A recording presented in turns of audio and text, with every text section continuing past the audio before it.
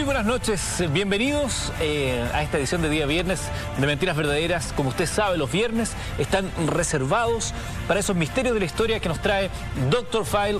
Qué gusto saludarlo. Eduardo, igualmente. Oiga, yo llego los viernes en un modo alegre, un modo feliz, con esa mirada que tenemos todo lo que es el fin de semana, esa alegría implícita de un fin de semana. Sin embargo, lo que vamos a leer hoy día puede ser un tema difícil de abordar, triste, porque muestra ese lado de nuestra historia, la historia de la humanidad, de la cual muchas veces nos avergonzamos. Pero es bueno conocerla, justamente para no repetir los errores del pasado, Dr. File. Así es, Eduardo. Vivimos en realidad en un mundo bastante enfermo, habitado por muchos humanos que desprecian a la misma humanidad. Algunos de ellos, verdaderos ángeles de la muerte que se encarnaron en la tierra para desolar a sus sociedades. Por eso hoy día, Eduardo, prepárate, también amigos en casa, porque vamos a conocer a los asesinos masivos y en serie más despiadados de la historia, reflejos de este mundo enfermo y que son controlados al menos por dos impulsos psicológicos: las ansias de poder y la compulsión sexual. A algunos de estos tremendos asesinos se les conoce como los ingenieros del alma de las naciones. Así que prepárese, porque vamos a comenzar una búsqueda impactante en la historia de nuestra humanidad. Y como decimos en cada oportunidad que comenzamos esta cita, el que tenga oídos para oír, que oiga. Y que no cese en su búsqueda el que busca.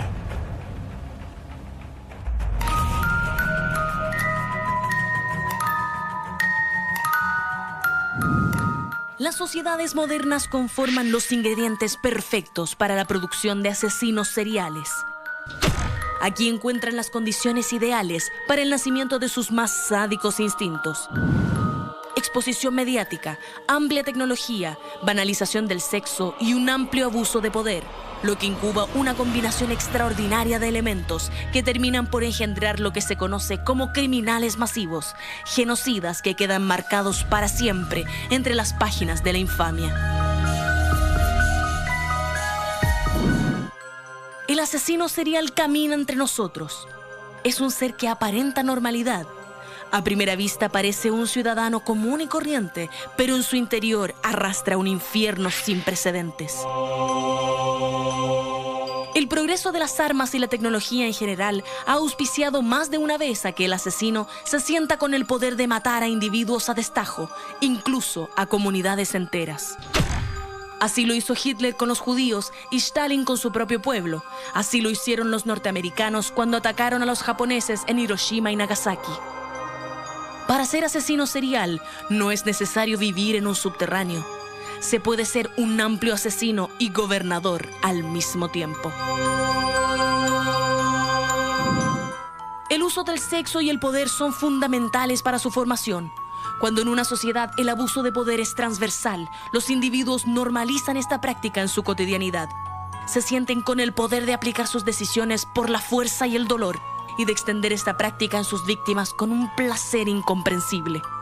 El verdugo no siente compasión ni piedad por sus víctimas, porque emula los hechos que suceden con normalidad a su alrededor.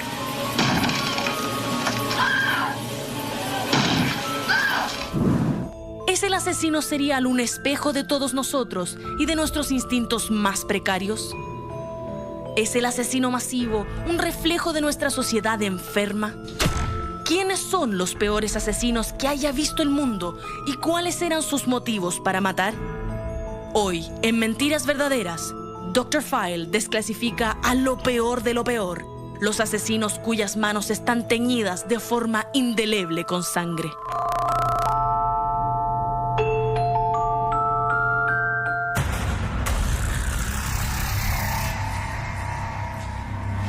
Es un tema escabroso, se lo dijimos, pero es la historia.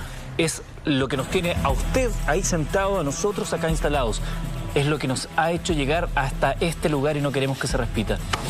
Cristian, doctor Feil, podemos comenzar hablando de cuáles son los gobernantes, porque hay que hacer distinciones, ¿no? Gobernantes que cargan sobre sus espaldas, con su responsabilidad, la mayor cantidad de muertes.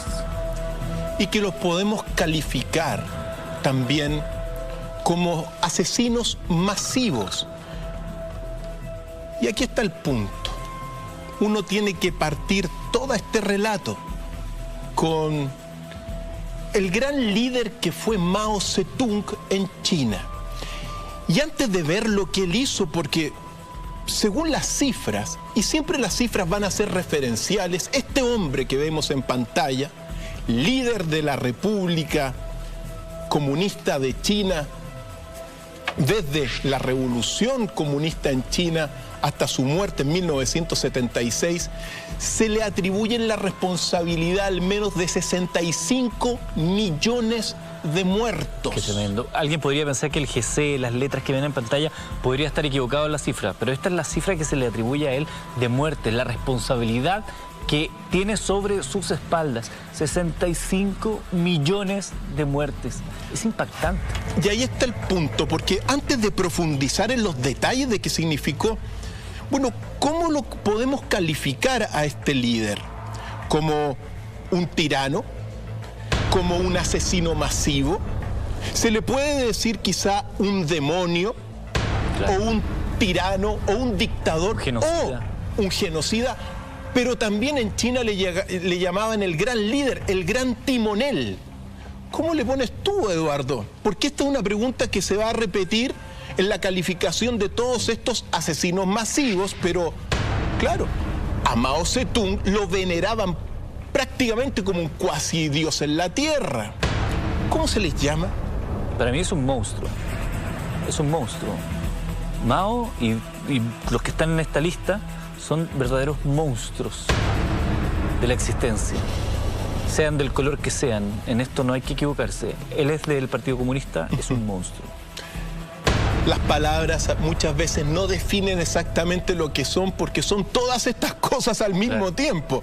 Pero para partir, recordar a Mao Zedong, porque él lideró la revolución comunista en China desde 1946 a 1949, cuando se toman el poder contra Chiang Kai-shek, que era apoyado por los Estados Unidos, oportunamente.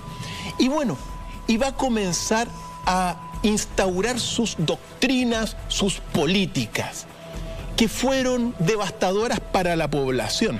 Ahora, claro, se le atribuyen 65, incluso hay algunas cifras que hablan de 78 millones de muertos atribuidos a la responsabilidad de Mao Zedong.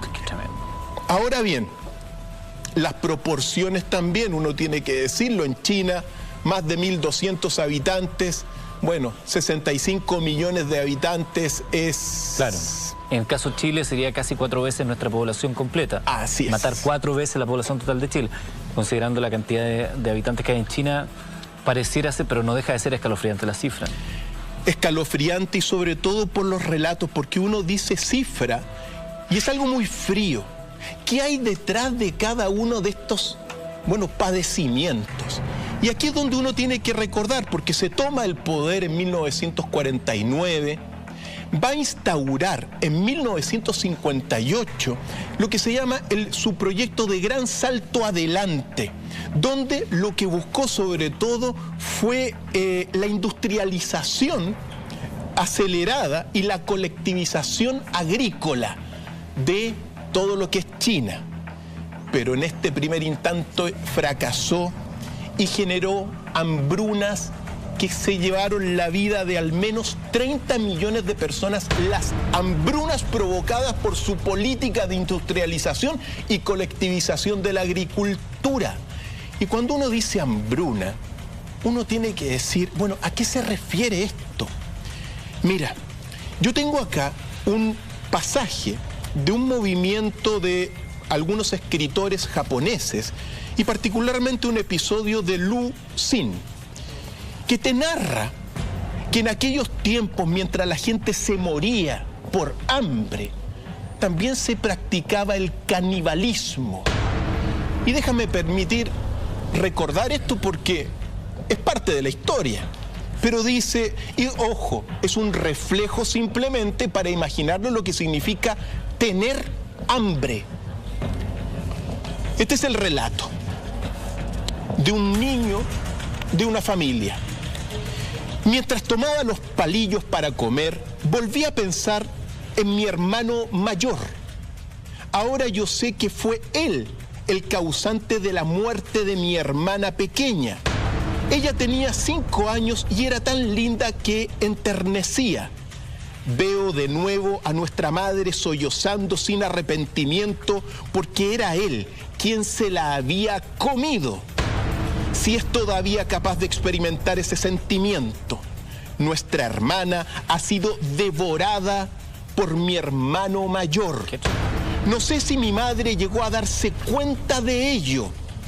Pienso que mi madre lo sabía. Si en medio de sus lágrimas no dijo nada, probablemente fue porque lo encontraba muy natural.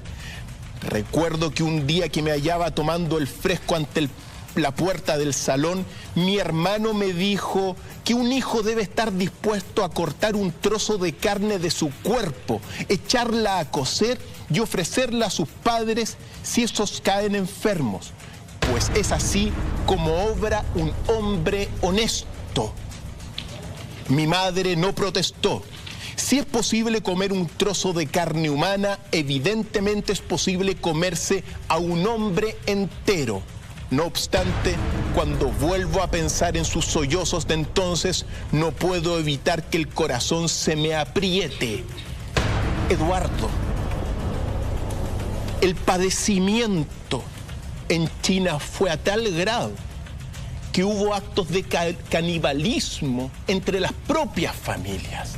Ahora, una práctica que uno la tiene que conocer, pero que también lleva hartos miles de años en China y que para estos episodios dramáticos incluso puede llegar a ser un drama familiar tremendo como lo que le pasó a este joven. Imagínate lo que significa que no solamente la hambruna, ahí estamos viendo la imagen de Mao, nuestro holograma, lo que significa emocionalmente verte obligado a incurrir en el canibalismo ya de cualquier persona, pero más aún cuando es alguien cercano a ti, un familiar, un pariente. Lo que debe haber sufrido esa gente en esos instantes es una cuestión aberrante. Todo en pos de un ideal, de un principio político, mientras ellos evidentemente no sufrían estas hambrunas. Ellos estaban siempre rodeados entre 4 paredes, muy bien atendidos y muy bien custodiados. Mira, hay otra declaración porque siempre el gran problema que al enfrentar todos estos temas, y uno dice, no, se murieron 20 millones, 10 millones, es el drama que hay detrás para que nosotros mismos aprendamos de la historia. Un historiador que se llama Frank Dikötter dijo lo siguiente sobre esta revolución cultural, porque, ojo, primero estuvo este gran salto adelante en las políticas de Mao que fracasó y después vino la revolución cultural. La revolución cultural fue tremenda en la represión que hubo también en todo orden de cosas. Se persiguió a intelectuales, se los encerró en campos de concentración. ¿Para qué? Para que solo hubiera un pensamiento, que era el pensamiento de Mao Zedong, en ese sentido, el comunismo de Mao Zedong. Por eso para muchos es, junto con Stalin, Mao Zedong, Lenin, Marx, son los padres del comunismo en la práctica. Y uno tiene que saber también, antes de leer estos extractos de la historia, que también monopolizó la redacción de la propia historia. Claro. Entonces, eso es tremendo porque mientras morían por millones en ese periodo del tiempo, lo que se informaba y lo que se escribía era solo prácticamente el libro rojo de Mao Zedong. Todos sabemos que en dictadura una de las primeras víctimas es la verdad. Por supuesto que sí. Mira lo que dice también este historiador Frank Dikötter. sobre la revolución y en su libro La Revolución Cultural, una historia de la gente. Los casos de canibalismo no tardaron en llegar a las aldeas como Wuchang, donde las autoridades comían los trozos de carne humana más exquisitos, dejando para los campesinos las partes menos sabrosas de las víctimas de la revolución, es decir, los brazos y las piernas. Imagínate, porque no solamente se padecía, o sea, padeció hambre la población, el ciudadano común y corriente, sino que incluso, bueno, las autoridades llegaron a tener que comer carne humana.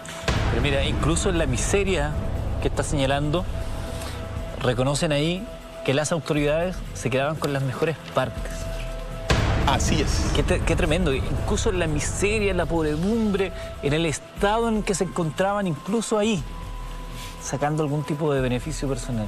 Uno no puede olvidar también lo que significó esta reforma comunista y la revolución comunista en China. Mao Zedong, en una de sus medidas que uno siempre hay que recordarlas, porque mandó a eliminar lo que se llaman las 4 plagas. Y las 4 plagas eran los ratones, los mosquitos, las moscas y los gorriones. Entonces imagínate toda la población china matando los ratones, matando las moscas y los mosquitos, y ojo, exterminaron a los gorriones, porque se comían el grano, el maíz, claro, el trigo. En consecuencia, los tuvieron que matar a todos, pero claro, matan a los gorriones y llegaron las plagas de las langostas. Medidas tremendamente llamativas para lo que fue este momento. Pero con lo que fue propiamente tal la revolución comunista, 10 años, de 1966 a la muerte de Mao Zedong, es el periodo de mayor padecimiento, aparte de las hambrunas, porque Mao Zedong va a sacar a las calles a unos fanáticos jóvenes pro Mao, los llamados jóvenes maoístas de las Guardias Rojas, y fueron ellos los que calificaron a todos los que no eran pro Mao como espectros y monstruos.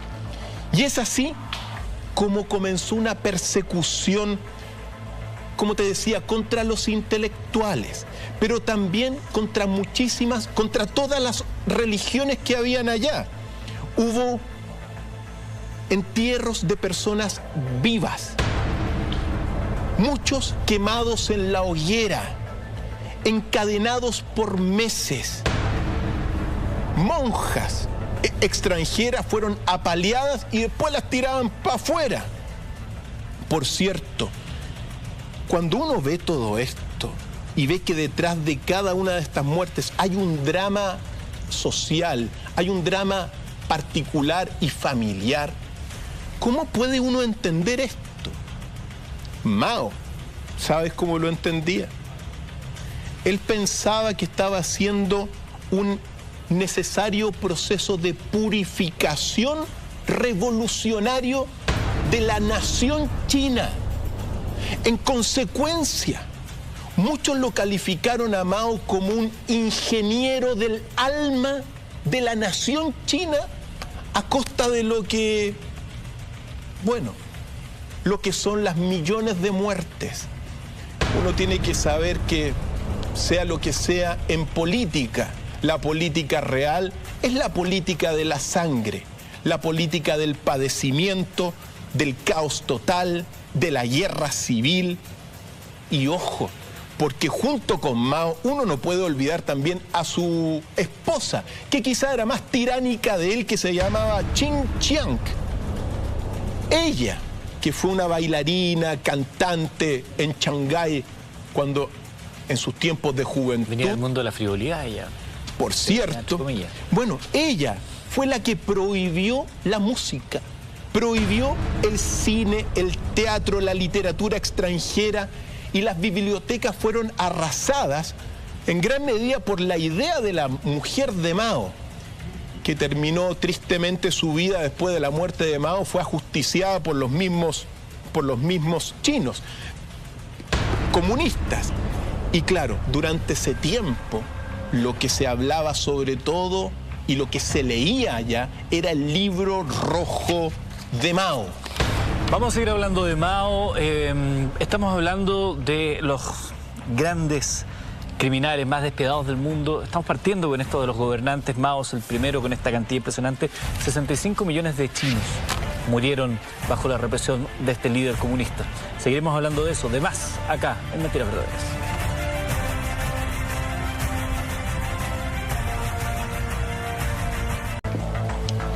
Mao Zedong, queridos amigos, el arquetipo y el primero de esta lista de asesinos masivos, grandes líderes en su momento dado en sus países, pero despiadados en el momento de ejecutar sus órdenes.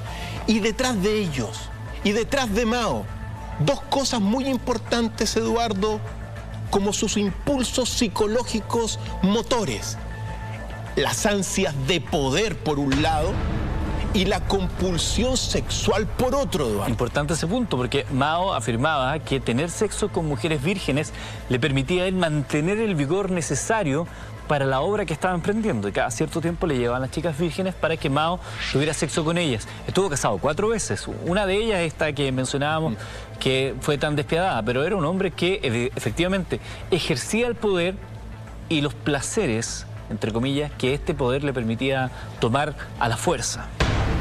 Se le puede agregar que es violador, además de criminal, asesino y monstruo. Para terminar este pequeño referencia a Mao, siempre recordar, él borró todo el confucianismo también en la Revolución Cultural. Claro. Pero hay un pasaje que dice Confucio, dijo Confucio, dirígela a la sociedad con el gobierno y contrólala con los castigos, y la gente se apartará del camino equilibrado, pero sin sentir vergüenza. En gran medida, eso fue lo que generó en muchísimos chinos, obligados a venerarlo, pero que en su interior se habían apartado de lo que estaba haciendo Mao. Pero bueno, así es la historia también, Eduardo. Dejamos de lado a Mao con 65 millones de muertes y pregunto, ¿cómo es posible que el hijo de una mujer cristiana ortodoxa devota, que esperaba que su retoño se convirtiera en sacerdote, termina convirtiéndose en el segundo más grande genocida de la historia de nuestra humanidad?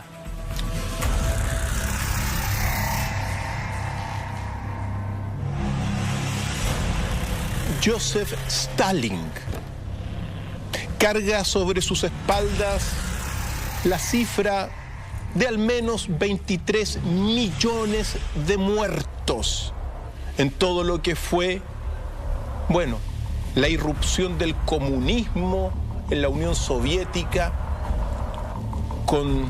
a partir de la Revolución de Octubre de 1917, después de todo lo que hizo Lenin en una primera parte, aparece la figura de Stalin, y con Stalin comienza, bueno, otra ingeniería del alma de la nación rusa, porque lo que hizo Stalin fue también a nivel humanitario una catástrofe.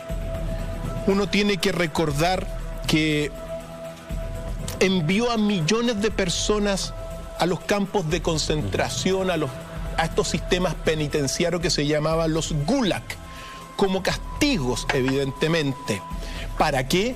Todo para imponer, evidentemente, la doctrina, la ideología comunista, que bueno, que ya hemos hablado y en qué consiste.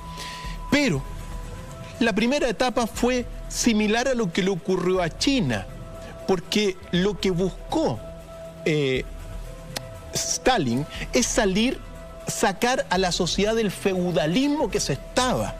Entonces, y quería hacerla también industrial, pero para eso lo que hizo, obligó a todos prácticamente, a todos los ciudadanos de Rusia, a a trabajar para el Estado. En consecuencia, muchas familias, campesinos, si no estaban en los gulag, estaban trabajando para el Estado y salían a trabajar durante todo el día, pero volvían a sus casas con sus manos vacías. En consecuencia, comenzó entre, 2 años. Lo que ocurrió en Rusia entre 1932 y 1933 es una hambruna catastrófica. Se habla también de muchísimos muertos por la hambruna que se vivía en ese lugar. También, uno aquí, ¿en qué consiste esta hambruna? Porque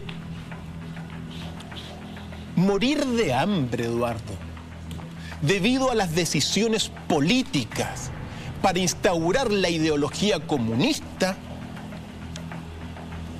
Mira, aquí tenemos una sobreviviente ucraniana que se llama Tamara Bodrenko, que dice lo siguiente, para que uno se refleje en qué consiste el hambre y morir de hambre.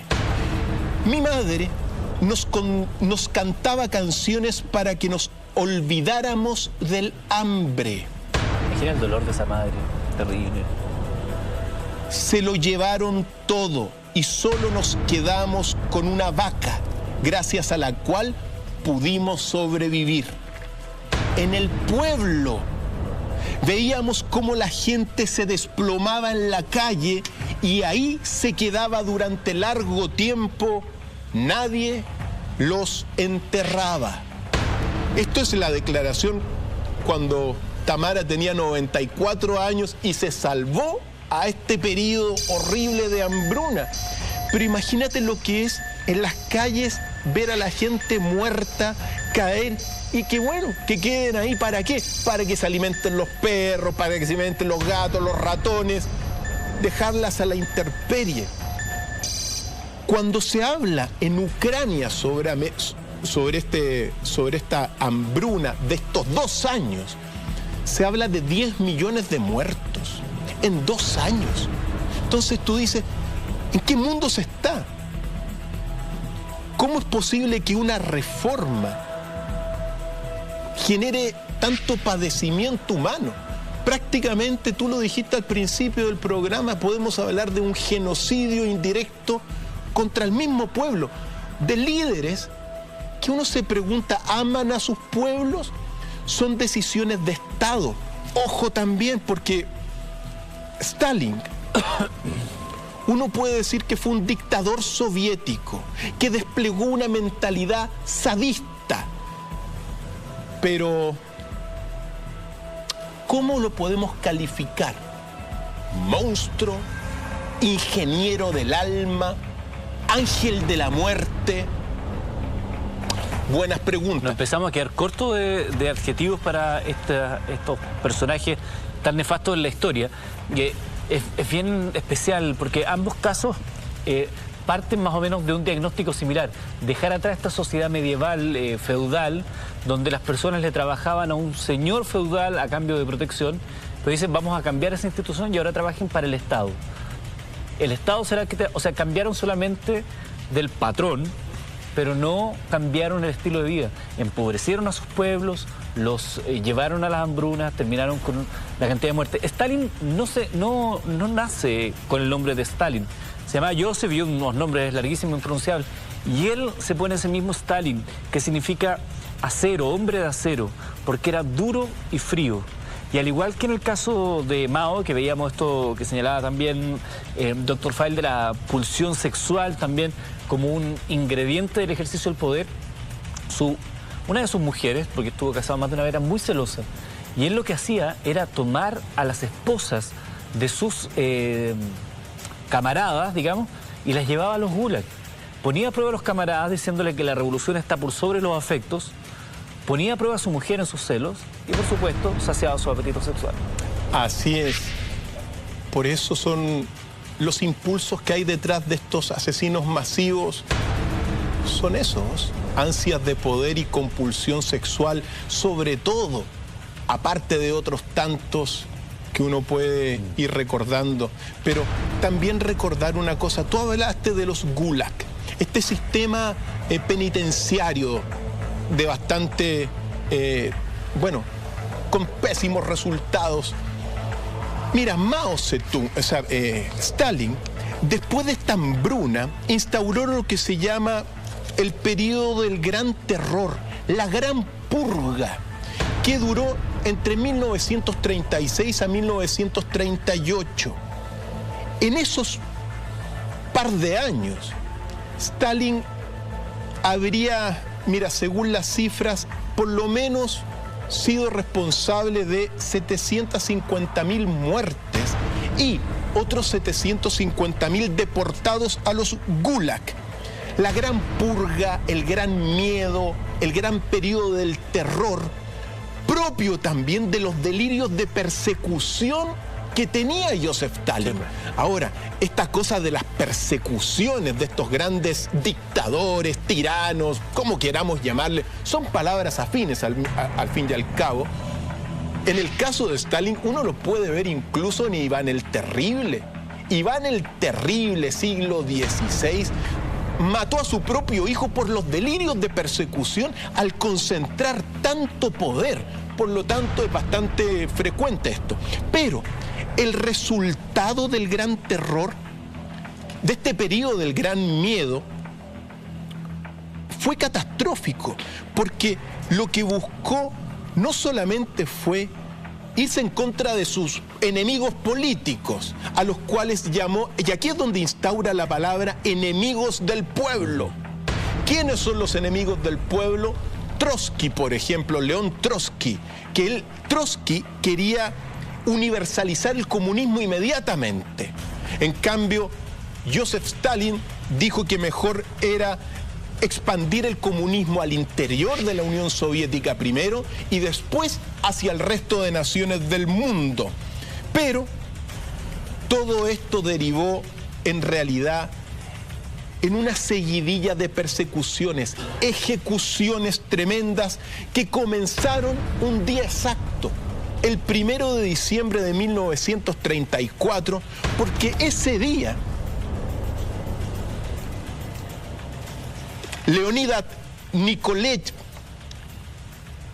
asesinó a tiros a Sergei Kirov.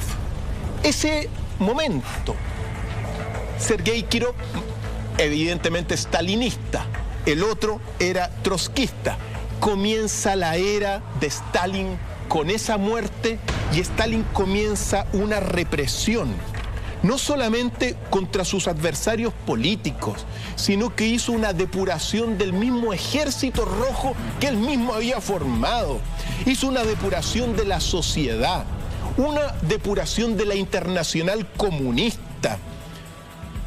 Arrasó con sus rivales políticos y después de este inicio, particularmente la otra fecha que marca el inicio oficial, porque esto fue el inicio, el primer inicio, pero el inicio oficial de su gran purga comenzó el 30 de julio de 1937 con la orden operativa 0047, para no olvidar la orden operativa 0047, porque tan pronto da luz verde a esa orden, comenzaron las ejecuciones inmediatas. Se dice que solo en Moscú ese día murieron 22.500 personas ejecutadas en sus mismas casas. Partía el Ejército Rojo, estos estalinistas de extrema, llegaban a la casa de cualquier persona o de los supuestos adversarios, le leían la orden 0047 y no había juicio. Los ejecutaban ahí mismo. Ese mismo día, 16.000 personas fueron deportadas a los gulag.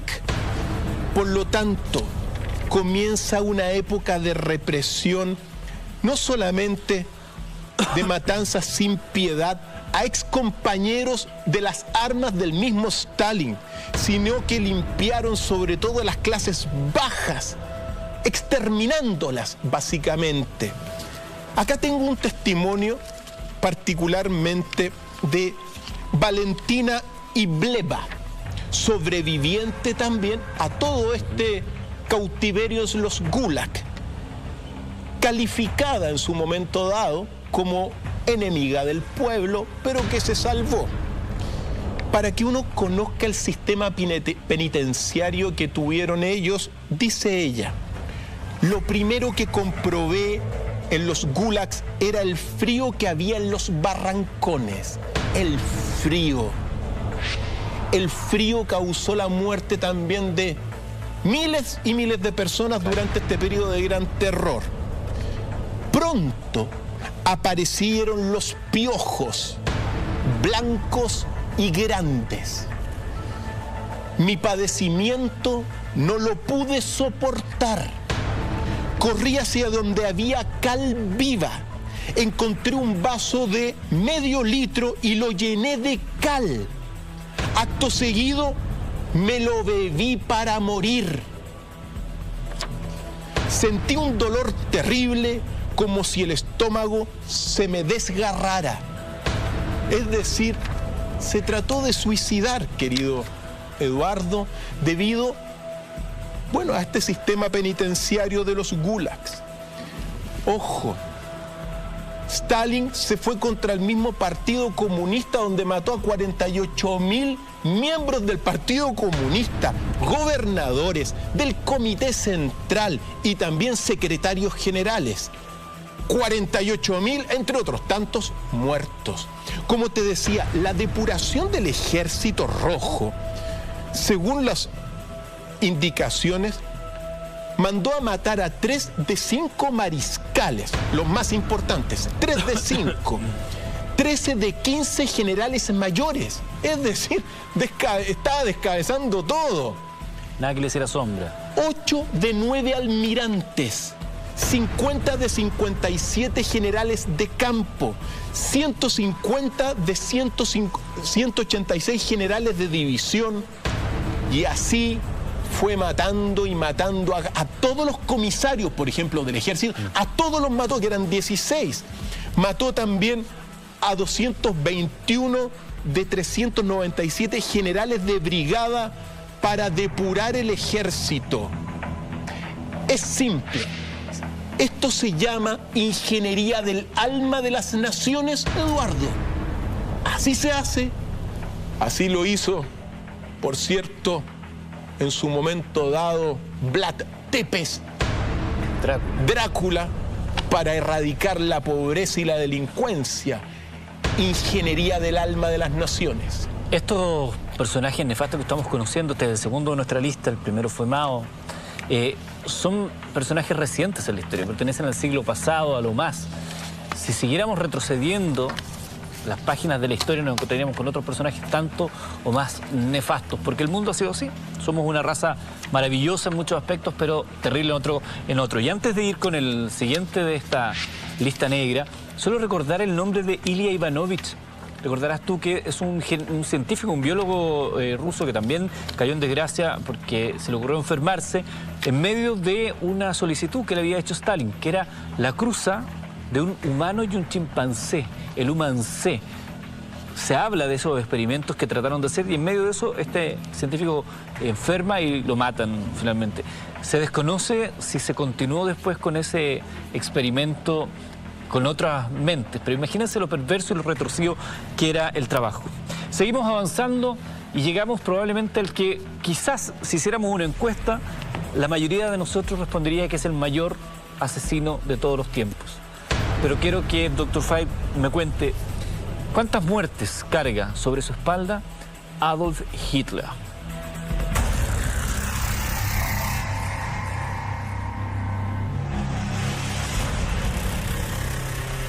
Amigos y amigas, las cifras, los números no describen exactamente la realidad. A Hitler se le atribuyen al menos 17 millones de muertes, donde él habría sido el responsable de todo este padecimiento.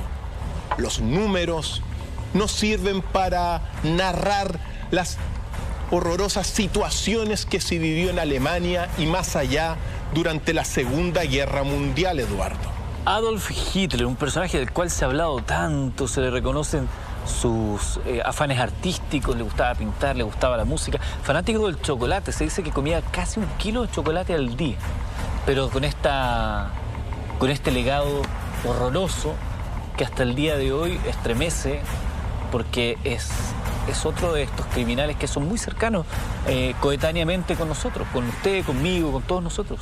Por supuesto que sí. Si esto está, como decimos, a la vuelta de la esquina prácticamente, y que nos ha marcado hasta el día de hoy. Pero aquí volvemos a la pregunta, bueno, ¿cómo los calificamos a estos?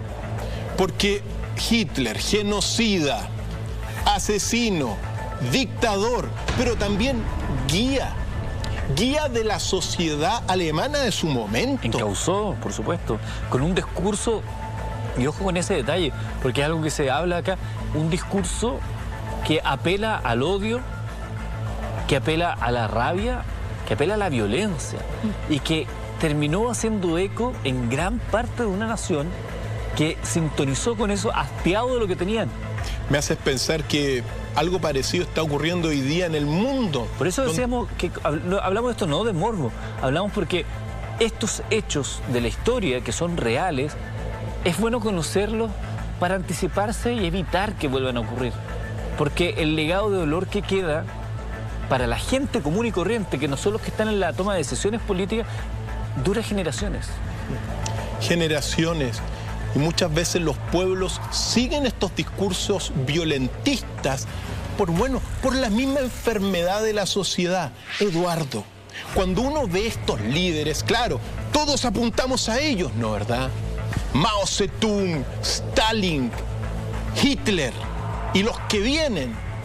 Pero también estas figuras son el reflejo de la sociedad entera, claro, enferma, Eduardo, que por les da sustento, falsas ideologías, por pensamientos erróneos, por nacionalismos en su momento dado en la Segunda Guerra Mundial despiadados. Sobre todo en el caso de Hitler, que en su momento dado ha sido considerado como un avatar, es decir, enviado de la divinidad más alta del universo a la Tierra. Ojo con esas lecturas. Pero reflejado sobre todo Hitler, y esto en lo que fue la falsa idea de la raza pura, la falsa idea de la raza aria. Y aquí entran en escena, quizá, junto con Hitler, evidentemente todos sus generales y asesores directos, Himmler, pero uno no puede olvidar sobre todo lo que fue Joseph Mengele, qué terrible, el ángel de la muerte, y también Rudolf Höss, que fue el director del campo de concentración de Auschwitz, emblemas de todo lo que fue el padecimiento ejercido en la población por Hitler. ¿Y en qué consiste esto? Y siempre es bueno recordar algunos pasajes de esta idea de la raza superior. Mira, esto cosa de decir que un pueblo es elegido por la divinidad para llevar a todos, somos toda la humanidad. Los llamados, si es que estamos llamados a algo, no unos por sobre otros. Además, es una historia más vieja que el hilo negro, ser el pueblo escogido. Efectivamente. Y también la raza aria, la raza pura, mira, todos somos mezcla. No hay ninguno que sea puro acá. Ni uno solo. Todos son mezclas y mezclas y mezclas desde el origen de la misma humanidad, Eduardo. Claro. Hasta los Homo sapiens se mezclaron con los Neandertal en su momento dado, se está comprobado, incluso con unos Cromañón. Por lo tanto, todos somos mezclas y a todas las culturas hay que respetarlas, y eso es lo que enseñamos. Lo que pasa es que al revisar estos pasajes, uno los revisa para aprender, tener conciencia para que estas cosas no vuelvan a ocurrir, las cosas malas. Qué más vergonzoso pensar en ese concepto de raza pura. ¿Qué es puro? ¿Puro qué? ¿Puro Cromañón? ¿Puro Homo sapiens? ¿Qué es puro? ¿O de verdad se creyeron el cuento de que alguien vino, los tocó con una varita mágica y son especiales per se? ¿De verdad se creyeron esa historia? Se la creyeron, Eduardo. De verdad se la creyeron. Y se la creyeron porque uno tiene que recordar lo que fue Auschwitz como símbolo de la represión, no solamente contra los judíos, sino que contra todos los enemigos de Alemania. Porque ahí Josef Mengele, el ángel de la muerte, hizo experimentos de todo tipo. Hizo experimentos sin anestesia, amputaciones de todos los órganos sin anestesia, esterilizaciones, extracción de grandes cantidades de sangre, le sacaba la sangre hasta dejarlos con una gotita. Cero respeto de nada. Transfusiones de sangre entre gemelos, inyecciones de sustancias químicas. Todo para la solución final que quería Hitler, que era acabar, bueno, con sus enemigos judíos, entre otros tantos. Error, pero siempre es bueno recordar, porque uno dice, claro, bueno, mató a 17 millones de muertos y volvemos a esa cosa que uno no puede traspasar junto con los amigos en casa. Uno dice, ¿cómo le hacemos ver lo que fue realmente las muertes? Y aquí tenemos unas declaraciones del testamento de Rudolf Höss, que siempre es bueno recordarlos, sobre lo que ocurrió al interior del campo de concentración de Auschwitz. No solo las condiciones físicas hacen penosa la vida de los presos, sino en primer lugar las imborrables impresiones que producen en ellos la arbitrariedad, la maldad y la perfidia de los individuos indiferentes o viciosos encargados de su vigilancia o de la guardia de campo. Es decir, indiferencia total, Eduardo, con respecto a estos, bueno, a lo que ocurría ahí. Te llegaban los guardias y a los guardias les daba exactamente lo mismo. Las barrancas abarrotadas de gente, las insuficientes condiciones sanitarias, la enfermería repleta de enfermos, donde estaba Josef Mengele. Incluso a los niños afectados de Noma, una horrible epidemia infantil que recordaba a los leprosos de Palestina. Pude ver esos cuerpecitos descamados, esas mejillas tan hundidas que se volvían translúcidas, la lenta putrefacción de esos cuerpos vivos. Con una completa y precisa visión de conjunto de la situación, Himmler, que visitó Auschwitz, dio la orden de liquidar a todos los gitanos, menos a los que fuesen aptos para el trabajo, así se procedía con los judíos. Por cierto, mira, las narraciones de lo que significó el padecimiento son tremendas. Me permito señalar lo siguiente. Los hombres, claro, los llevaban a las cámaras de gas. Y dice lo siguiente: los hombres se desnudaron en una antecámara y franquearon tranquilamente el umbral. Se les había dicho que los iban a despiojar. Las puertas se cerraron y el gas empezó a salir por los agujeros practicados en el techo. No sé cuánto duraría esa ejecución. Durante un buen rato se siguieron oyendo las voces de las víctimas. Lo que al principio eran gritos aislados a la voz de gas, después se convirtieron en un alarido general. Me invadió una sensación de terror y malestar. Pero aquel entonces, el exterminio de prisioneros de guerra rusos no me preocupó de manera especial. Se había dado orden y yo debía ejecutarla. Pequeño detalle fundamental, porque muchos de estos líderes, que hoy día lo podemos ver también en estos casos emblemáticos de religiosos, se sienten inocentes porque ellos simplemente dieron las órdenes, pero los que ejecutaron y se ensuciaron las manos fueron otros. Entonces, por eso, los responsables de todo esto son estos grandes líderes que estamos viendo, asesinos masivos. Estos que siempre se escudan en que a mí me dieron órdenes y por lo tanto yo tenía que cumplirlas, olvidan cuántos murieron valientemente por decir no, yo no estoy dispuesto a sumarme a esta locura. Yo no estoy dispuesto a hacer esto que tú me dices porque no corresponde, porque va contra mi conciencia, la objeción de conciencia. Morir con la frente en alto por decir no estoy de acuerdo con esta barbarie. Y si eso me cuesta la vida, que me cueste la vida. Eso es un acto de valentía que no siempre se reconoce, pero que como concepto de esos conceptos superiores de la humanidad es bueno aplaudir y recordar, por supuesto.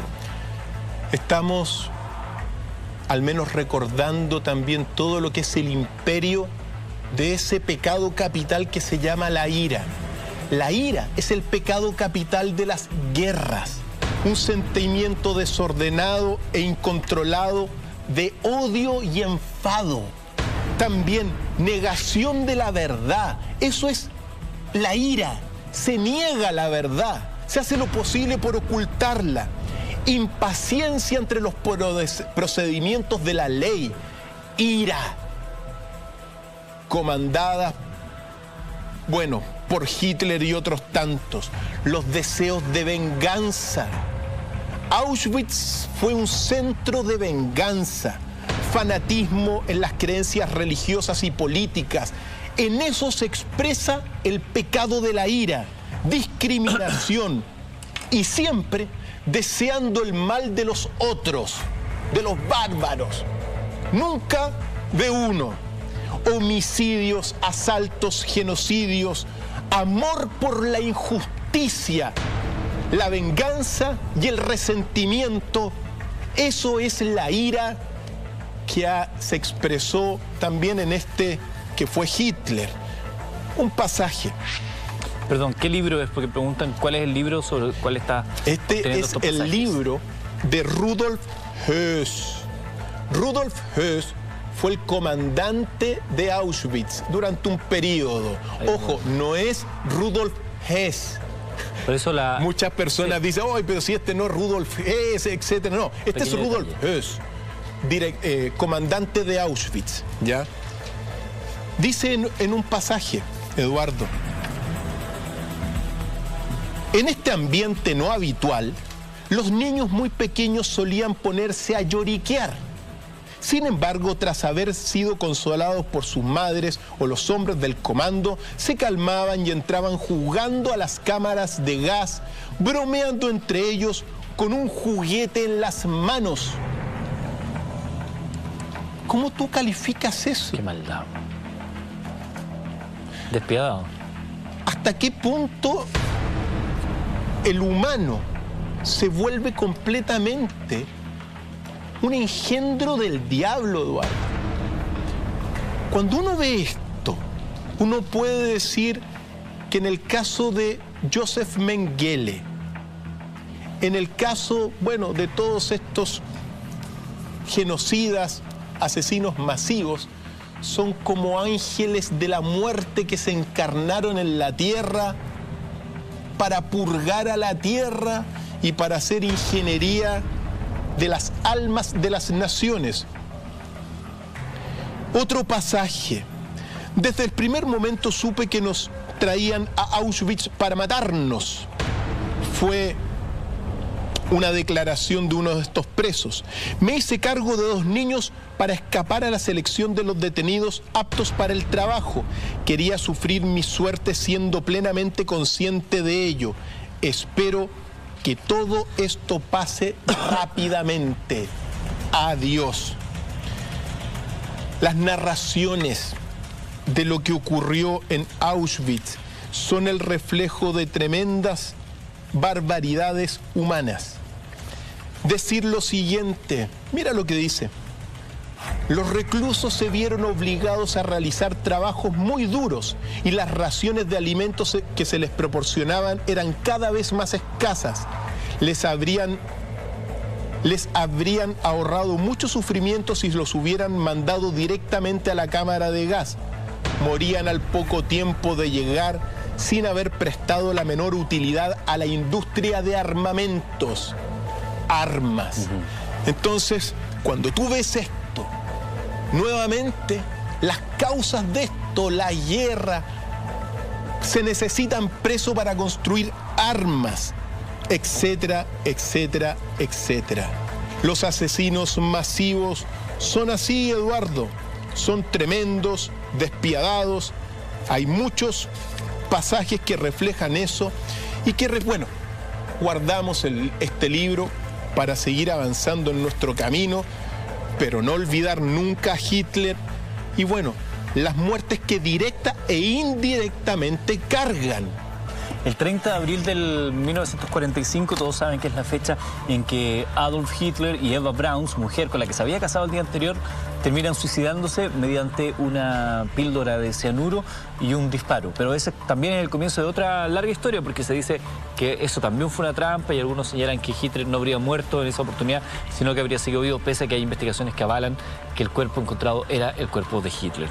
Seguimos avanzando. Hemos conocido ya 3 historias sangrientas y quizás el cuarto no te suena tanto, pero Dr. File está acá para refrescar la memoria. Con 15 millones de muertos a su haber, entramos al expediente de Leopoldo II de Bélgica.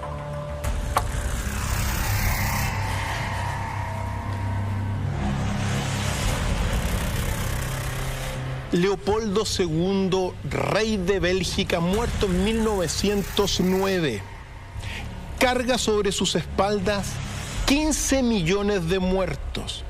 Pero lo particular de este rey belga es que durante, bueno, décadas y décadas fue reconocido internacionalmente como un gran filántropo, ayudante y liberador de África.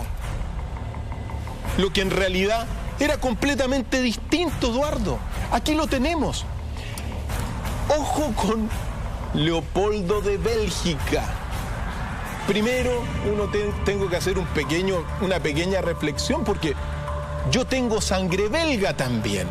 Tengo sangre española también, evidentemente. Y cuando uno pasa por esto, no quiere decir que uno se niegue la sangre, sino que lo importante es conocer la verdad histórica, lo mismo que con los españoles. Algunos reclaman, oye, pero que ustedes, que aquí...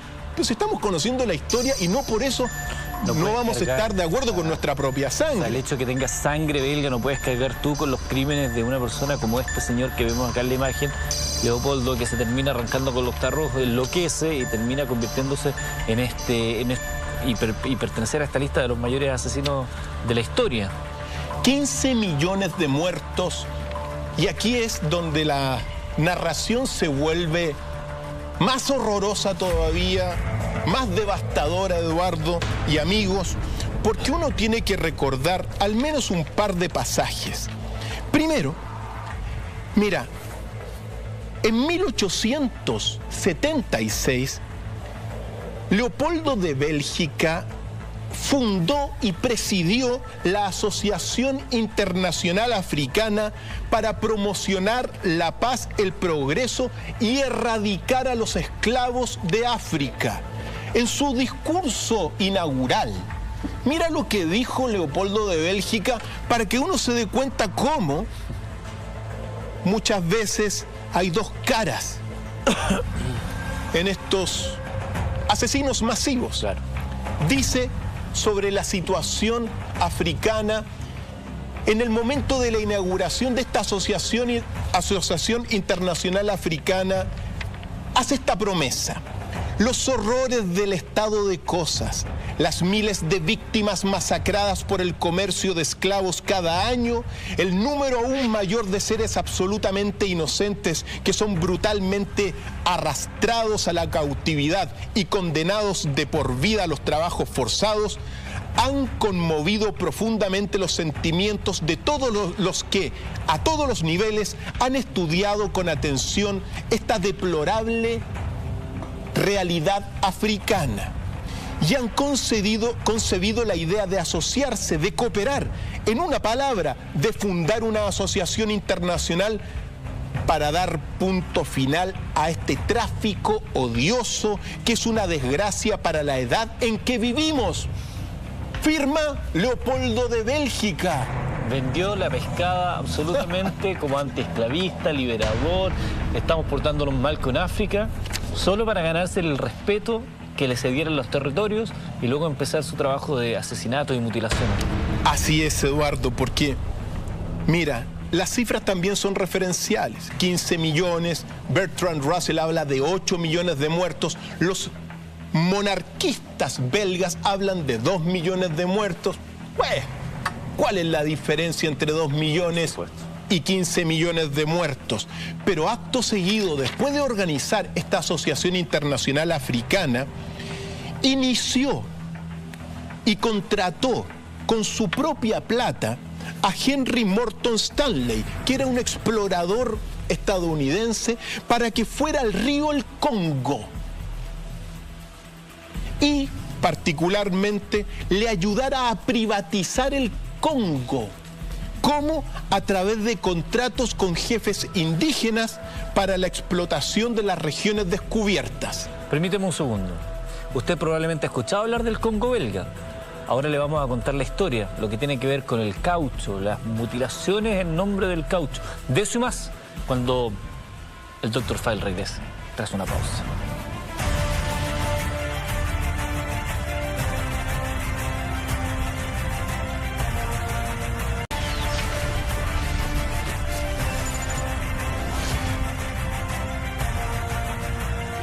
Suma y sigue. Lo peor es que todavía hay gente que los defiende desde el punto de vista ideológico. Así es. Estamos de regreso esta noche junto a Dr. File, noche de viernes, y estamos conociendo los más grandes asesinos gobernantes, aquellos que cargan sobre sus hombros millones y millones de víctimas. Mao, Lenin,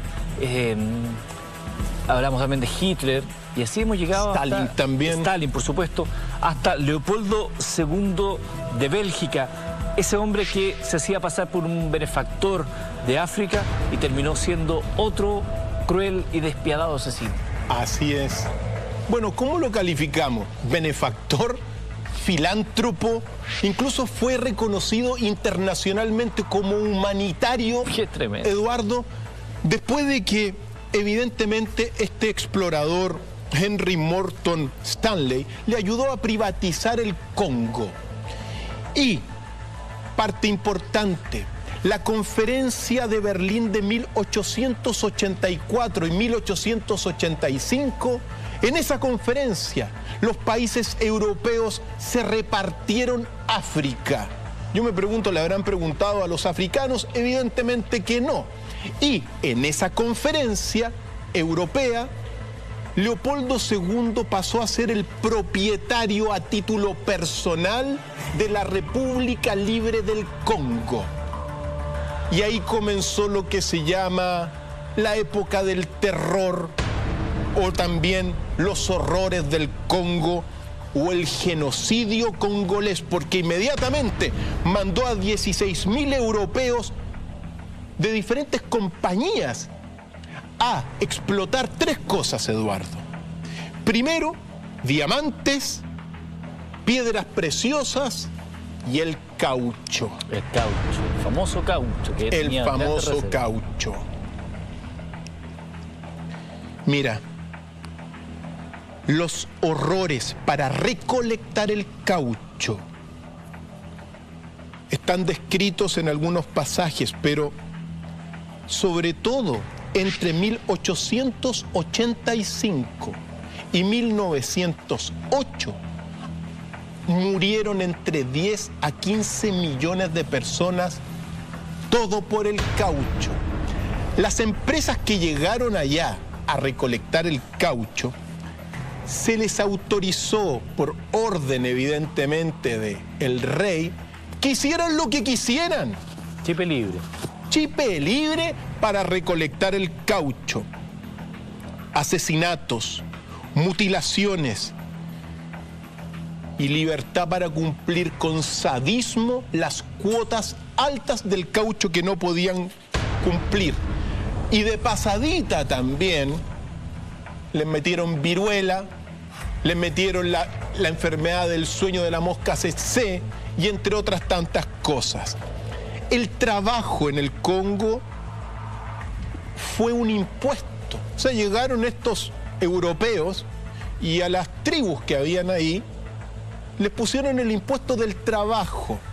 Acuérdate que lo vimos hace unas semanas. Su método, el método de Colón para recolectar oro, era cortar los brazos y llegar con oro. Bueno, lo que ocurrió en el Congo, Eduardo, fue una masacre sádica. Y uno tiene que decir esto porque también, así como formó Leopoldo II y envió a estas compañías con armas, fundó la fuerza pública en el Congo. Aquí hay un pasaje para que uno se grafique lo que fue, porque es la única forma de sacarle esa frialdad a los números. Un misionero católico recogió el siguiente testimonio de Wambé, un habitante originario del Congo, que se refiere de esta manera a un oficial llamado León Fiebes en el lago Malevo. Todos los negros veían a aquel hombre como el diablo. Él quería ver el número de manos cortadas por cada uno de los soldados, que debían llevárselos en cestas. Había que cortar las manos de todos los cuerpos en combate. El poblado que se negaba a proporcionar caucho solían ser arrasados por entero. Siendo joven vi a Molili, un soldado de este capitán, que vigilaba el pueblo de Boyesca, traer una gran red, meter en ella a 10 nativos detenidos, atar unas grandes piedras a la red y ordenar que la arrojaran al río.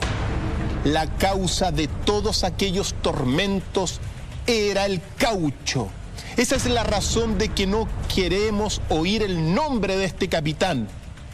Los soldados obligaban a los jóvenes a violar a sus propias madres y hermanas. No queda de lado, ¿no? Y detrás, el humanitario Leopoldo II de Bélgica, propietario del Congo. Eduardo, como te digo, y amigos, la única forma de darle un poco de vida a las frías cifras es leer lo siguiente de un oficial subalterno, que son estos testimonios de esta masacre. El oficial al mando nos ordenó cortarles las cabezas a los hombres y colgarlas en las empalizadas del pueblo, y colgar a las mujeres y niños en la empalizada en forma de cruz. La mujer colgada y los niños clavados en forma vertical, así. Eso es lo que hacían. El sadismo del europeo en todo lo que es la tierra del Congo. Siempre recuerdo, porque yo tuve un compañero del Congo allá haciendo el doctorado en Barcelona. Él del Congo se fue a Cuba y de Cuba se fue a Europa a hacer el doctorado. Algo me narró de las historias que se vivió y que están en el recuerdo, porque estamos hablando de ingeniería de las almas de las naciones. Así que así, les cortaban las cabezas y a la otra las crucificaban, pero los ponían de cruz a sus madres con sus hijos, ¿ya?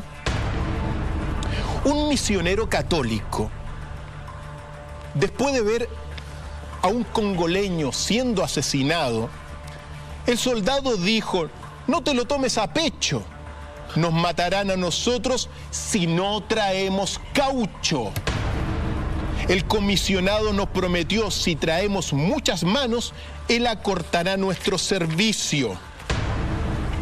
Era una moneda de cambio, finalmente, esa mutilación. Y aquí, efectivamente, al fin y al cabo, después, las manos de los congoleños se transformaron en moneda de cambio. Dice aquí un historiador que se llama Forbat: Las cestas de manos cercenadas colocadas a los pies de los comandantes europeos se convirtieron en el símbolo del Estado Libre del Congo. La recolección de manos se convirtió en un fin en sí mismo.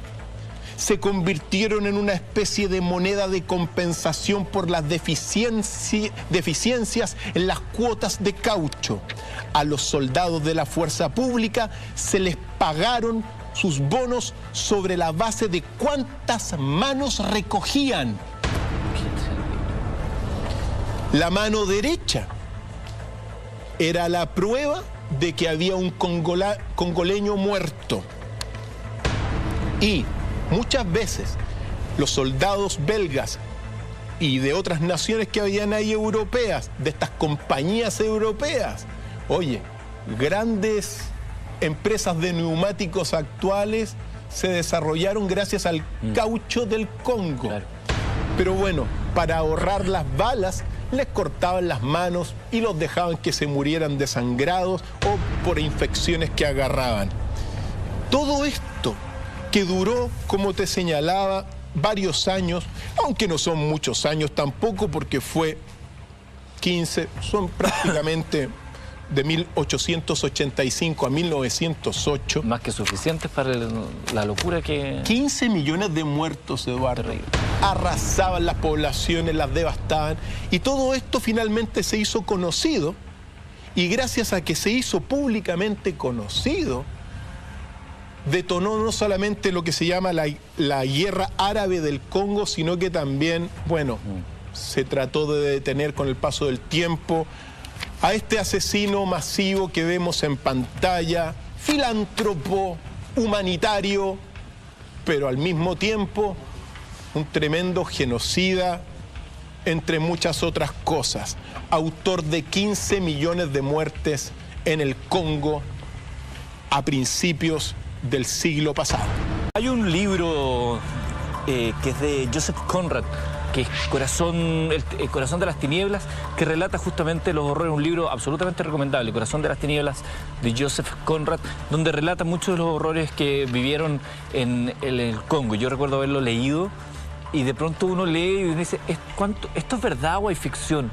Y lamentablemente terminas entrando a la devastadora realidad de que todo lo que has leído ahí es real. Y la gente sufrió por la ambición de este rey que termina devolviéndole las tierras congoleñas a la República Belga, pagando una millonaria indemnización finalmente Bélgica, poco antes de la muerte de este sujeto. Antes de entrar en los asesinos en serie, porque ojo, estos son asesinos masivos. En esta clasificación de asesinos, los asesinos masivos son los que matan a 4 personas de una, y de ahí para adelante son asesinos masivos. Los asesinos en serie tienen otras características en el tiempo recurrentes, pero uno no puede olvidar tampoco, dentro de estos asesinos masivos, lo que fueron los responsables del genocidio y de las matanzas en América. Y esto es muy importante, Eduardo, porque en esta relectura que hacemos de la historia, uno puede entrar en profundidades acá. Es interesante lo que estás planteando, doctor File, porque conocemos estos casos recientes, pero no nos podemos hacer los lesos, no podemos mirar hacia el costado y hablar de esto que ocurre en Europa o en Asia, sin recordar el propio origen de algo que hemos hablado acá en el programa, que es la invasión europea en América. Unos reyes que tenían un título muy convincente probablemente, con mucho de marketing. ¿Cuál es el rol en términos de matanzas de seres humanos de los famosos reyes católicos?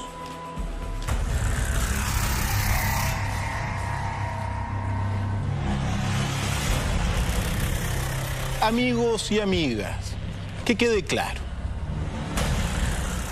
los reyes católicos, Fernando I e Isabel de Castilla, Fernando II, Isabel de Castilla, son al menos los responsables y cargan sobre sus hombros al menos 67 millones de muertos en nuestras tierras de América.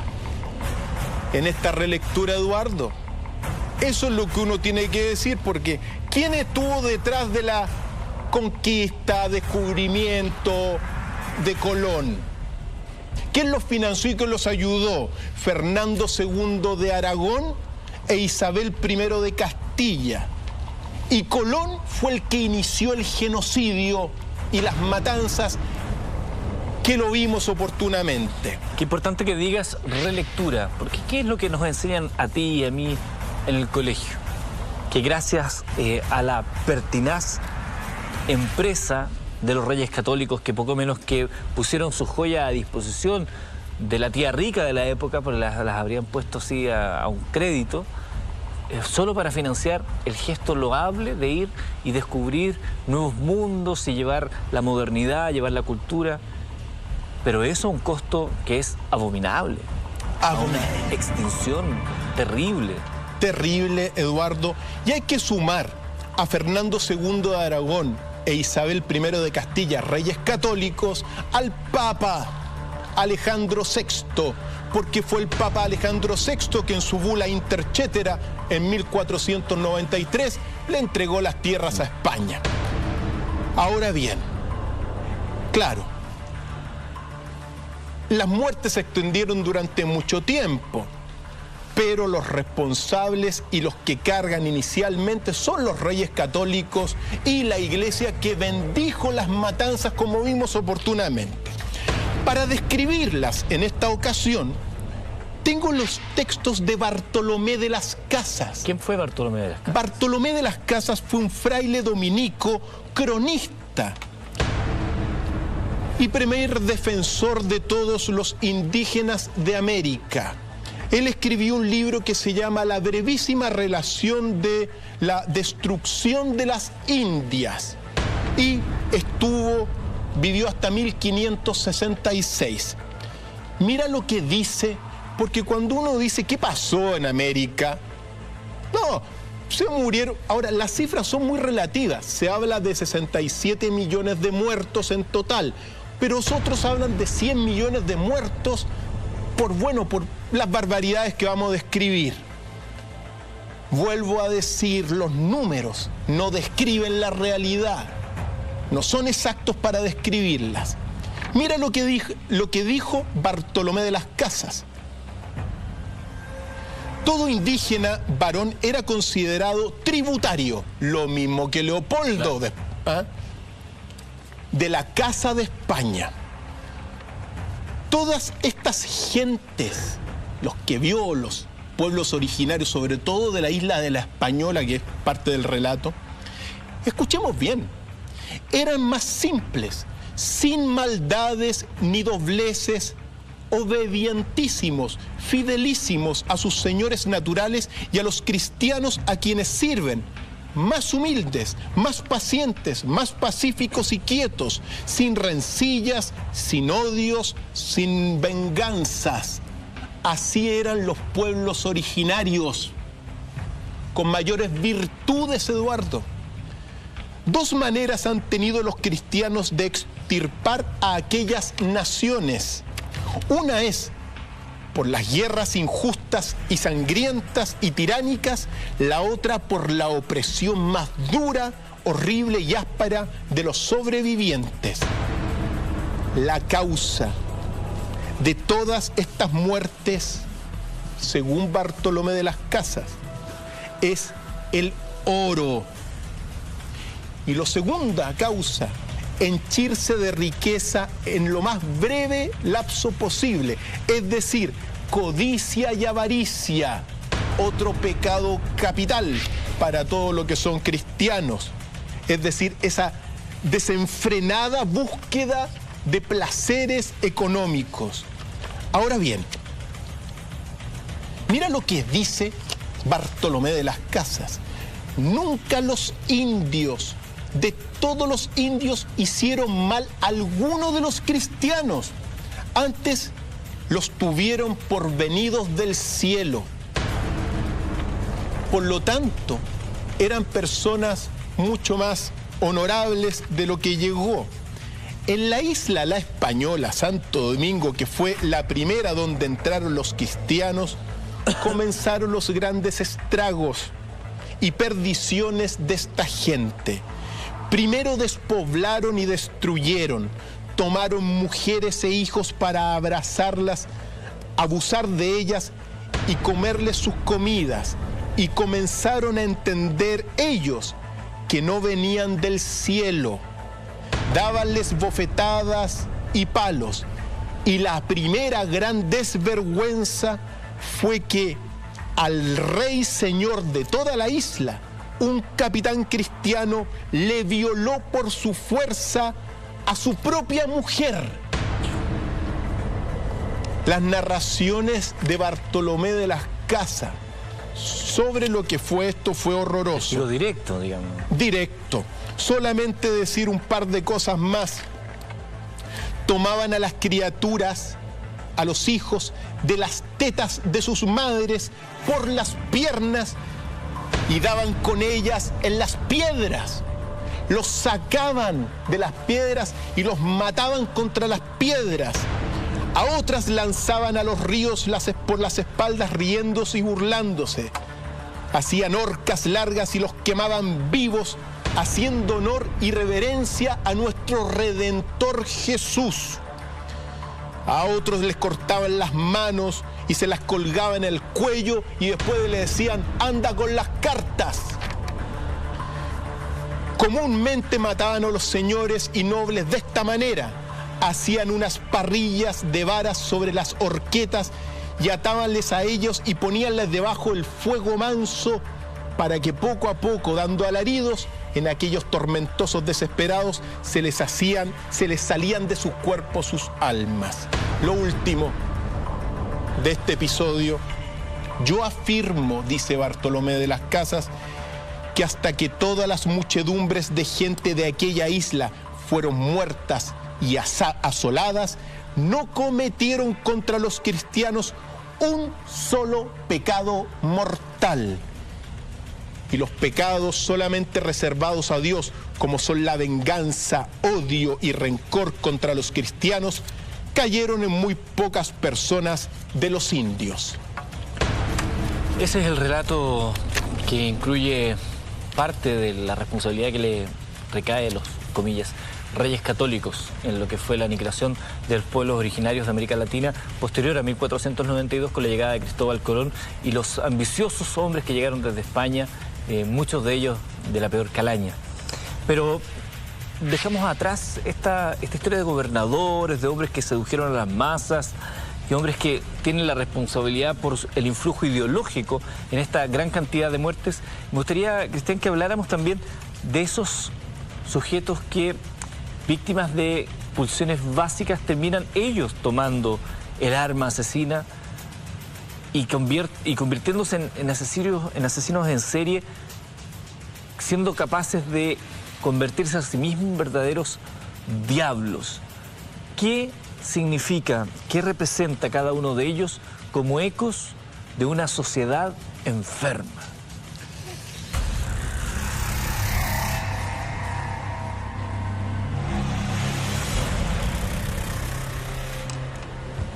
El peor de todos los asesinos en serie se le conoce con el apodo del monstruo de los Andes. Según sus propias declaraciones, habría asesinado a 300 personas entre Colombia, Ecuador y Perú. Eduardo, así como estos gobernantes que vimos, sobre todo responden al impulso psicológico de las ansias de poder. Este que estamos viendo y los que vienen, quizás sobre todo son las compulsiones sexuales las que llevan a las abominaciones tremendas. Pedro Alonso López en pantalla fue el asesino de 300 personas, mayoritariamente mujeres. Es un colombiano de 1948, donde fue hijo de una prostituta, tuvo una infancia muy violenta y careció de una figura paternal. A los 9 años fue sorprendido por su madre intentando de mantener relaciones sexuales con su hermana menor. Vivió en estado de indigencia, fue abusado sexualmente. A los 12 años fue adoptado por una familia estadounidense, pero por una nueva agresión sexual lo dejaron. A los 21 años, el monstruo de los Andes fue encarcelado por primera vez y en la misma cárcel los presos abusaron de él, pero él se defendió y los asesinó días después, y desde ese minuto dijo que nunca más iba a sentir ningún remordimiento contra sus víctimas. Solo 2 años le agregaron a la condena que tenía en aquel entonces por la muerte de esos compañeros de celda que habían abusado de él. Lo más sustancial de esta historia y nuevos nombres que engrosan la lista de asesinos en serie al regreso de la pausa en Mentiras Verdaderas junto al Dr. Fauno.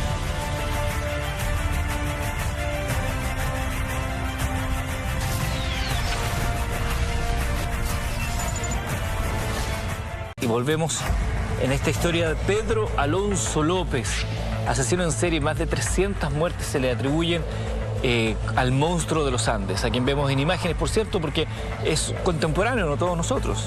Así es. Bueno, reconoció esto y en sus declaraciones y en sus confesiones dice Pedro que justificó sus crímenes debido a su dura vida y a una adolescencia difícil y solitaria. Perdí mi inocencia a la edad de 8 años, así que decidí hacer lo mismo a tantas muchachas jóvenes como pudiera. Aprendamos de esto. La infancia es tremendamente importante, claro, para el futuro de cualquier persona, ¿ya? ¿Cuánto te marca, no? A propósito de las discusiones que se hacen sobre el Sename y los abusos que el Estado de nuestro país comete con los chicos del Sename. ¿Qué estamos incubando ahí? Asesinos como esto muchas veces. 300 muertes reconocidas por él mismo en 3 países de nuestro querido continente. Dice él, primero violaba a su víctima y entonces la estrangulaba mientras miraba fijamente a sus ojos. Es decir, un sadismo tremendo. Por lo tanto, dejemos a este hombre atrás y vamos con el segundo asesino en serie más despiadado de la historia, que se llama el Doctor Muerte. Harold Shipman. Así es. Bueno, se le atribuyen a él la friolera de varias cientos de muertes. 218, nunca voy a olvidar la cifra, porque cuando la leí una vez me recorrió un frío en la espalda. 218 muertes son las que tiene Harold Shipman. Y este doctor, el Doctor Muerte, estamos hablando de un médico británico que, mira,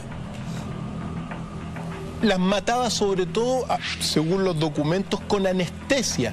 Y las víctimas sobre todo eran ancianos, que de alguna forma van a ser el reflejo de lo que él padeció cuando niño, porque era sobreprotegido y sobrevalorado, y cuando se enfermaba era aliviado con morfina. Y evidentemente la morfina y la anestesia también, bueno, fueron parte de todo lo que él hizo. Mira lo que, al menos estos pasos, porque les daba sobredosis de morfina a muchas de sus víctimas que eran pacientes de él. Algunas personas dicen que los asesinatos dirigidos por este hombre se debían a que había sufrido la dolorosa muerte de su madre anciana cuando él era todavía joven y desarrolló en su interior ese deseo arrogante de controlar la vida de los ancianos. Y es así como comenzó a experimentar y a matar sistemáticamente, bueno, a muchísima gente. Los estudios dicen que las ancianas las mataba con morfina, sobredosis de morfina. Hay algunos que señalan que no fueron 118, sino que fueron 250 muertes bajo este hombre. Es decir, un psicópata. Personas que se desprenden completamente de la realidad y en el caso de él, no desarrollaron ningún sentimiento o impulso o compulsión sexual, porque no hay aprovechamiento en los documentos de las víctimas, sino que esa ansia de poder controlar la vida, el destino de un humano. Jugar a ser Dios, ¿no? Tú lo dijiste, es de alguna forma jugar a ser Dios. Solamente dicen que Dios quita la vida. Bueno, para muchos, Él fue el que le dio la muerte. Nunca reconoció ninguno de los asesinatos este sujeto y termina suicidándose en su celda. Seguimos avanzando porque la lista incluye a un personaje que es conocido por sus apodos: el monje, la bestia. Su verdadero nombre es Luis Alfredo Garavito. Autor, este hombre, de al menos 172 muertes de niños. Y ojo, según sus propias declaraciones, por orden del diablo, este colombiano, llamado la bestia, apodado el monje, el cura o el loco también, dice lo siguiente en sus confesiones. Voy al hotel a las 9 de la noche, empiezo a sentir esa fuerza extraña que me domina.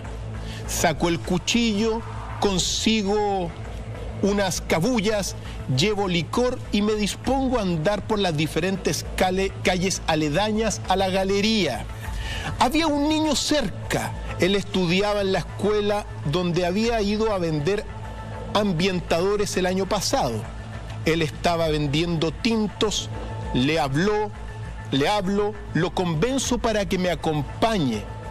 Deja su termo y se va conmigo. Lo introduzco al cañaduzal, lo amarro, lo acaricio y después lo mato. El niño grita. Me acuerdo tanto de este niño por una situación. En este sitio hay una cruz. Regreso para el pueblo y de un momento a otro siento una voz que me dice: eres un miserable, no vales nada. Regresé y miré lo que había hecho. En ese momento me arrodillé, me arrepentí y enterré el cuchillo. Practiqué ritos satánicos con los menores que asesiné. Lo hice a mi manera, pero no quiero explicar cómo lo hice. Yo hice un pacto con el diablo. Y aquí estamos, quizás en las profundidades, porque para muchos el diablo no existe. Para otros, el diablo es una potencia oscura espiritual que lleva y conduce las almas de estos individuos y de otros a la perdición. Por lo tanto, cuando este hombre viola a los niños, está violando la inocencia y después los mata, está matando la inocencia. Y en teología, al menos en doctrina, lo que más gusta del adversario es la inocencia, amigos. Por lo tanto, Luis Alfredo Garavito, la bestia, según sus mismas confesiones, fue un instrumento del mismo diablo. Una actualización reciente, el día 25 de este mes, se ha solicitado la libertad, o se están haciendo los trámites para cederle la libertad a Garavito, ya que ha cumplido 40 años de condena. Y se está estudiando esa posibilidad, que quede en libertad, lo que tiene un revuelo gigantesco, entenderás tú, en Colombia, porque hay gente que pide que este hombre muera en la cárcel. ¿Podrá salir en prisión este sujeto? Cargó 172 niños, que la justicia haga lo que estime conveniente. Seguimos avanzando. Andrei Romanovich Chikatilo, El carnicero de Rostov. Así es.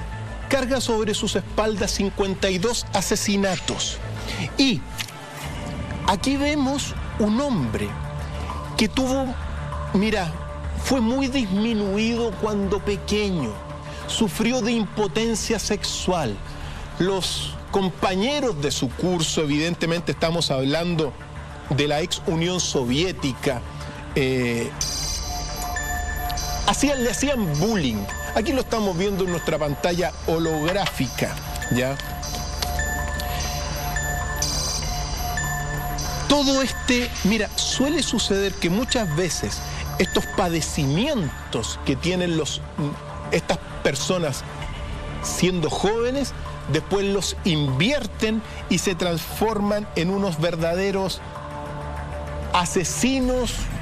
Y en este caso, también, según sus propias declaraciones, llevaba una doble vida de casado, sometido por su mujer, pero por otro lado, un verdadero monstruo con una gran habilidad para ganarse la confianza de los niños y disfrutar sus horrendos crímenes, según él, gracias a la presencia del demonio en él mismo.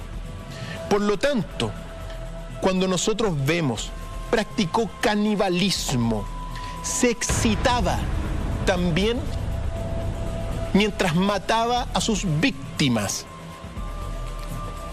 Estamos viendo una persona con una neurosis mental, un psicópata introvertido, pero que en su momento dado se graduó de maestro, pero que significó solamente decir la ira del diablo en gran medida. Gente con una enfermedad, con un trastorno que termina convirtiéndose en asesinos en serie. Perversos polimorfos, como diría nuestra compañera, la doctora Cordero. Se nos acaba el tiempo y nos vamos a quedar, y digamos los nombres para que queden ahí en el acervo si quieren buscar. Manuel Delgado Villegas, el estrangulador del puerto. Ted Bundy, la encarnación del mal. Albert Fish, el abuelo caníbal. John Wayne Gacy, el payaso asesino. El estrangulador del puerto. Por cierto, Sagredo, Manuel Delgado Villegas. Jorge Sagredo y Carlos Top Collins, los psicópatas de Viña del Mar, con 10 asesinatos y 4 violaciones. Todos estos, Eduardo, y los que hemos visto, reflejos también de un mundo enfermo. Un mundo enfermo que ojalá poco a poco se vaya curando y salir de estas cosas. Pero así como existen estas tinieblas en la humanidad, existe la luz, el conocimiento, las ganas de aprender. Y ahí, Dr. File tiene mucho que decir a través de la academia. Por cierto, amigos, todos invitados a la Academia para el Cultivo de la Sabiduría y la Evolución de la Conciencia en www.docfiles.cl. Ahí cultivamos la escuela de la fuerza, de los enigmas, de las culturas y de los milagros. Todos invitados para desarrollar las virtudes y evidentemente la sabiduría, amigos. Muchísimas gracias a todos aquellos que nos han acompañado esta noche de viernes. Insisto, es preciso conocer nuestra historia para no volver a repetir los horrores. Como decimos siempre, el que tenga oídos para oír, que oiga. Y que no cese en su búsqueda el que busca.